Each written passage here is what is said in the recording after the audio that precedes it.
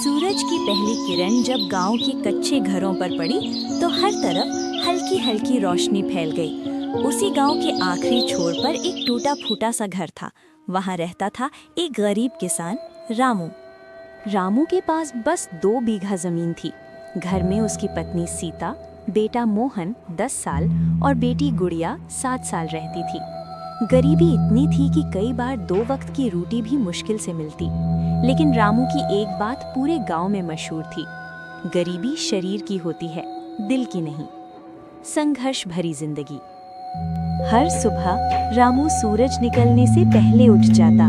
पुराने फटे कपड़े पहनकर वो अपने खेत की ओर निकल जाता। इस साल बारिश बहुत कम हुई थी। खेत की मिट्टी सूखी पड़ी थी।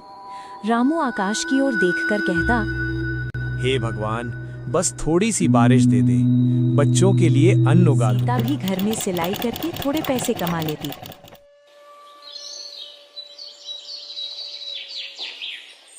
एक दिन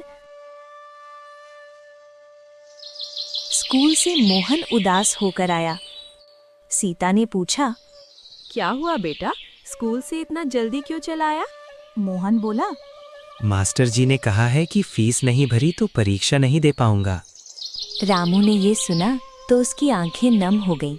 उसने मन ही मन ठान लिया, कुछ भी करूंगा, लेकिन बच्चों की पढ़ाई नहीं रुकने दूंगा। गांव का साहूकार लाला भंवरलाल बहुत लालची आदमी था। रामू ने पिछले साल बीज खरीदने के लिए उससे कर्ज लिया था।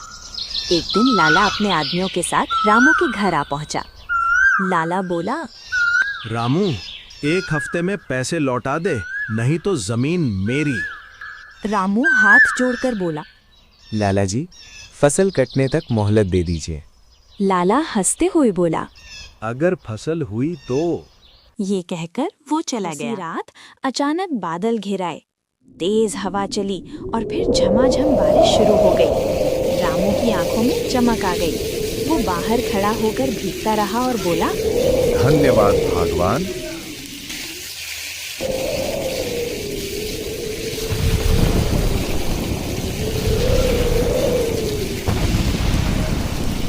बारिश से खेत में हरियाली लौट आई। फसल धीरे धीरे लहलहाने लगी। गांव वाले कहने लगे, रामू की मेहनत रंग लाई। ईमानदारी की परीक्षा। एक दिन रामू खेत में काम कर रहा था। उसे मिट्टी में एक छोटा सा लोहे का बक्सा मिला।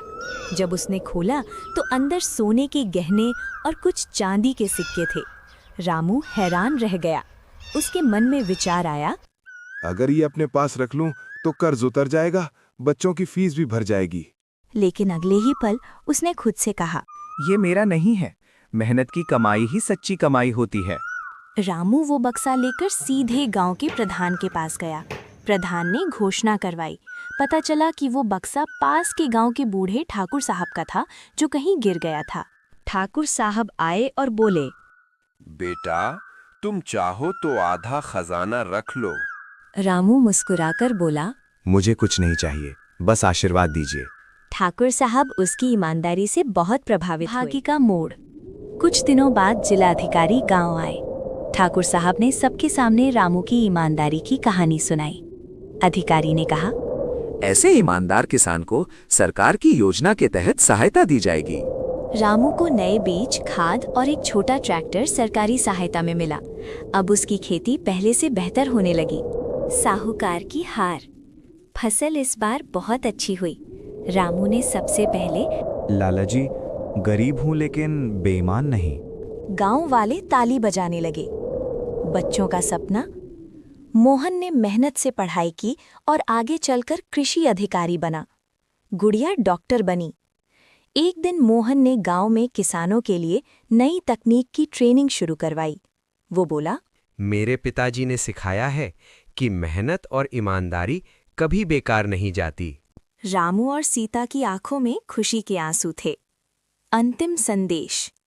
सालों बाद रामू बूढ़ा हो चुका था। एक शाम वो अपने खेत के किनारे बैठा था।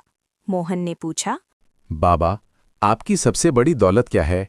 रामू मुस्कुराया और बोला, मेरी दौलत ये खेत नहीं, ये घर नहीं। मेरी असली दौलत है मेरी ईमानदारी और मेरे बच्चों की सफलता। सूरज ढल रहा था, लेकिन रामू की कहानी पूरे गांव में नई सुबह की तरह चमक रही थी। ये कहानी हमें सिखाती है कि परिस्थितियां चाहे कितनी भी कठिन क्यों न हो, यदि इंसान अपने अमूल्य सिद्धांतों को नहीं छोड़ता तो अंत में जीत उसी की होती है। सफलता की चमक अस्थायी हो सकती है, लेकिन ईमानदारी की चमक पीढ़ियों तक बनी रहती है।